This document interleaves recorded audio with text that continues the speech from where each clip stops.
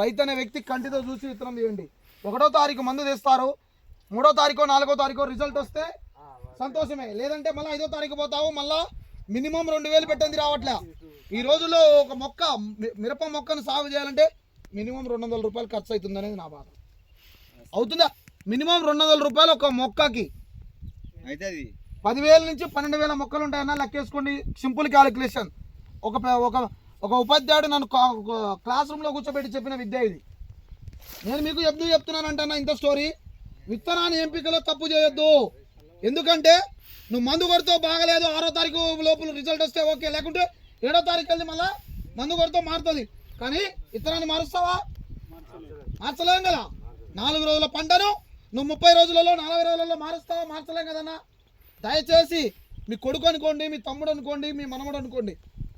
ఎందుకంటే నేను MSc agriculture చదువుకొని వచ్చినానన్నా మీ ముందుకు. అదేవిధంగా నేను కూడా మీలాంటి ఒక రైతు కొడుకును. ఇంత గట్టిగా చెప్పకపోయినా కానీ నాకు జీతం వస్తుంది.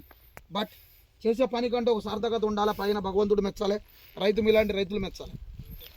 దానికోసమే గట్టిగా చెప్తున్నా. ప్రతి రైతుకు చేతులు జోడించి వేడుకుంటున్నా. దయచేసి ఈ విత్తనం నచ్చితే 10 మందికి తెలియజేయండి. నచ్చిన రైతు ఈ విత్తనాన్ని ఆశీర్వదించి ఈ విత్తనాన్ని 1 ఎకరంలో సాగు చేయండి. మీకే అర్థమైద్ది. అందరికీ విత్తనం పేరు గుర్తుందని అనుకుంటున్నాను. గుర్తుందన్న విత్తనం పేరు అన్న? ఇంత గట్టిగా చెప్పినా మీరు కొంచెం గట్టిగా చెప్తే రైతులకి ఒక్కసారి గట్టిగా విత్తనం పేరేనా? అలాగే అన్న, మన ఈ విత్తనం వచ్చేసరికి వరంగల్లో దొరుకుతుంది. కిరణ్ అగ్రి ట్రేడర్స్ ఒకసారి ఆయన కూడా ఈ విత్తనాన్ని అందరికి పరిచయం చేసిండు. వాళ్ళ ప్రాంతం కూడా ఎలా ఉంది, ఎందుకంటే ఈ చుట్టుపక్కలనే బాగుంది అనే అభిప్రాయం మీకు ఉండొచ్చు. ఆయన దగ్గర 26 మందికి ఏమో ఇచ్చినాడు. అది కూడా ఒకసారి చెప్తాడు, వినండి. పక్కన ఇల్లదకుంట కిరణ్ రెడ్డి అగ్రిగేటర్ షాప్ మనది. నేను భీష్మ బాల కలిపి నాకు మొత్తం 5 కేజీలు ఇచ్చిండు సార్. మొత్తం 27 మందికి ఇచ్చిన ప్రతి రైతు ఈరోజు సంతోషంగా ఉన్నాడు. ఎందుకంటే వాళ్ళు పక్కన వేరే వెరైటీస్, ఇప్పుడు దీన్ని కొత్త కంపెనీ అని చెప్పి నమ్మకుండా ఏం చేసిండు, ఒక 5 ప్యాకెట్లు 6 ప్యాకెట్లు నమ్మినోడు 10 ప్యాకెట్లు తీసుకున్నాడు. ప్రతి ఒక్కరిది వైరస్ తక్కువ ఉన్నది, బొబ్బరం తట్టుకున్నది, నల్లిని తట్టుకున్నది. భీష్మ బాల 2 బాగున్నాయి. ఈ వైరస్ టోలరెంట్లో ఈ సంవత్సరం చూసిన అన్ని కంపెనీలలో ఈ బాల భీష్మ 2 బెటర్. మామూలుగా వాళ్ళ ఒక్కొక్కరికి చిల్లి మీద ఎక్స్పీరియన్స్ కూడా లేదు. మామూలుగా ఏ మందు కొట్టాలి ఏందని తెలియని కూడా బాగా పెట్టి ఈరోజు గుంట కింటలు తీసే పరిస్థితి వచ్చింది. మామూలుగా మనం ఎప్పుడు చూసినా గుంట కింటలు అంటే 2022కు ముందు చూసినాం. మామూలుగా నల్లి రాకముందు. నల్లి వచ్చాక ఏ క్రాప్ అయినా ఏ కంపెనీ అయినా కూడా 25 కింటల పైన రావట్లేదు.